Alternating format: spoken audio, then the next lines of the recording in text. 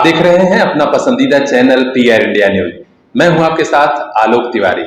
तो आइए नजर डालते हैं आज की खास खबरों पर।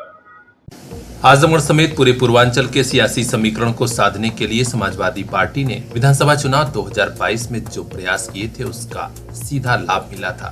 आजमगढ़ की सभी 10 विधानसभा सीटों पर समाजवादी पार्टी जीत गई थी।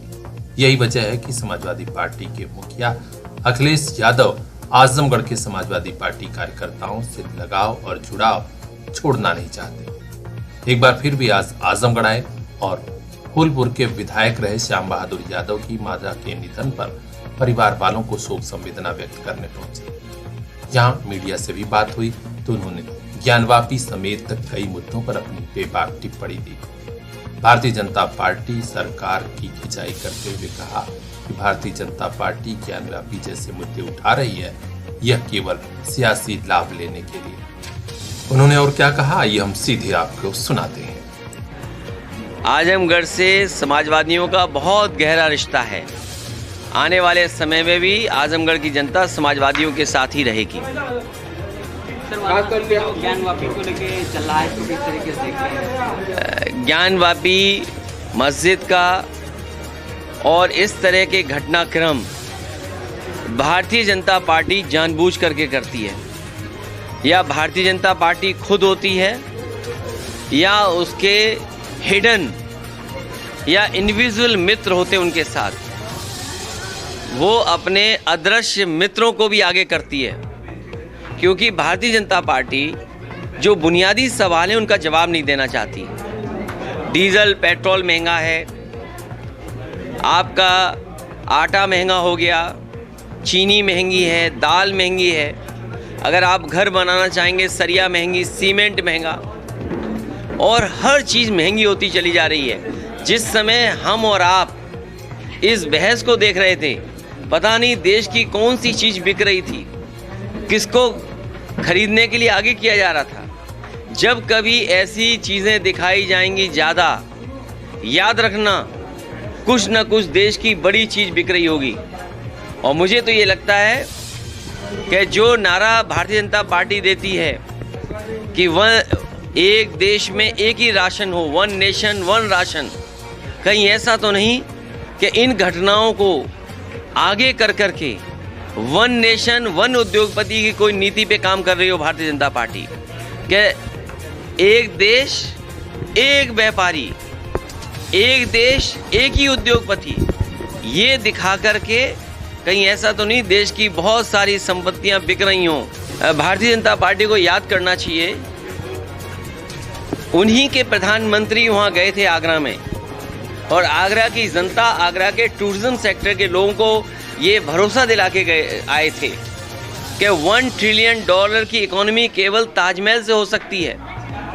अगर उनके प्रधानमंत्री ये बात कहते हों कि $1 ट्रिलियन की इकोनॉमी हो सकती है केवल ताजमहल से, और उन्हीं के इंडिविजुअल मित्र क्या चाहते हैं, उन्हीं के इंडिविजुअल कार्यकर्ता क्या चाहते हैं, नफरत। क्योंकि उन्हें आने वाले चुनाव को लड़ना है, महंगाई बेरोजगारी का जवाब नहीं देना है। उनके पास बाकायदा इसी तरह का हेट कैलेंडर बना रखा होगा, नफरत का कैलेंडर बना रखा होगा, और जब तक चुनाव नहीं होगा इसी तरह हेट कैलेंडर पे ये लोग बात करते रहेंगे। अच्छा, अखिलेश भैया, एक आप मुलाकात करते हैं लेकिन आजम खान साहब से मिलने क्यों जेल नहीं जाते? उनके घर में जाऊंगा, समाजवादी पार्टी और हम सब उनके साथ हैं।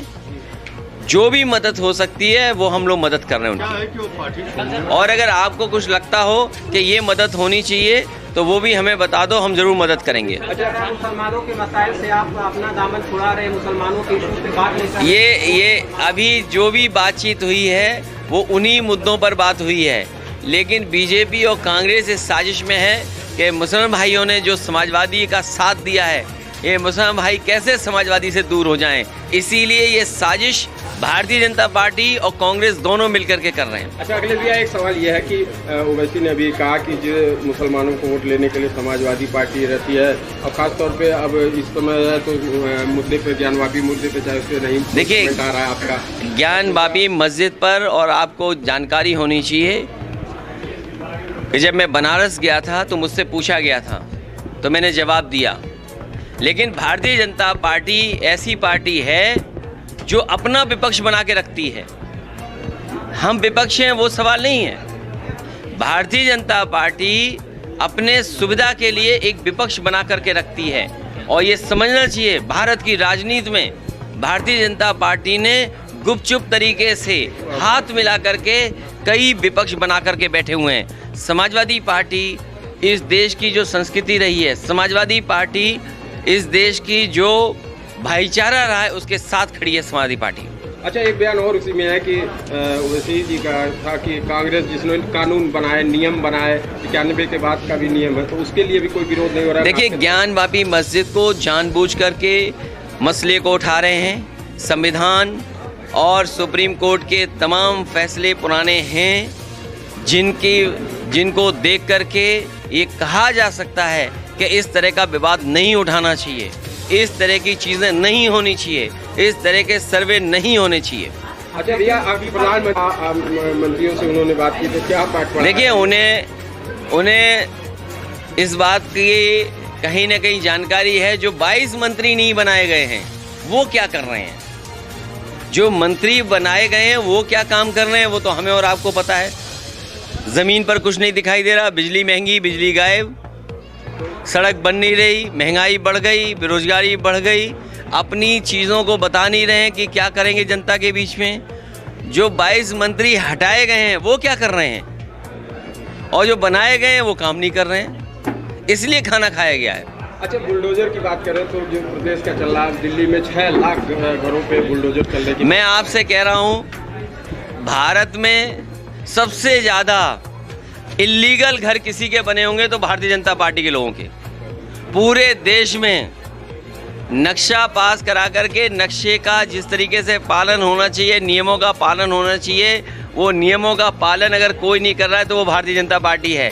मुझे याद है, और उत्तर प्रदेश में भी सबसे ज़्यादा गलत तरीके से बनाए गए अगर घर किसी के तो भारतीय जनता पार्टी के। और मैं आपको कह सकता हूं कि कल मुख्यमंत्री जी ने जिस अस्पताल का उद्घाटन किया है, जिस अस्पताल का उद्घाटन किया, रेजिडेंशियल एरिया में अस्पताल कैसे बनता है इसको आप बता दीजिए मुझे। क्या मुख्यमंत्री जी बता सकते हैं?